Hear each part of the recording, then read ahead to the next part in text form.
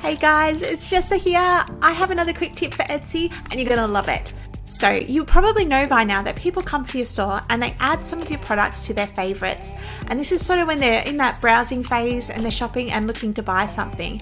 Wouldn't it be great to see what else they are actually looking for? Well, this video is for you if you are curious, because it is actually possible. Now I'm on my store, I'm gonna scroll down and see just here where it says 170 admirers. If I click that one, what that does is it takes me to a list of all the people who have favorited things in my store. And over here you can see all of the favorites that they are making. So for example, if I go and click on this one here,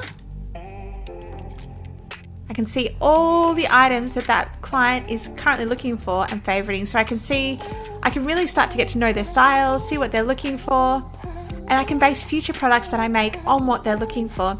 So I hope this was helpful, just a quick tip to help you do a little bit of market research. This video is actually part of a series on really quick tips for Etsy, so if you are interested in watching more, I will include a link to the playlist. If you like what you saw, please subscribe to my channel because I put out new videos every single week to help you grow your online business. I'll see you guys in the next video. Bye!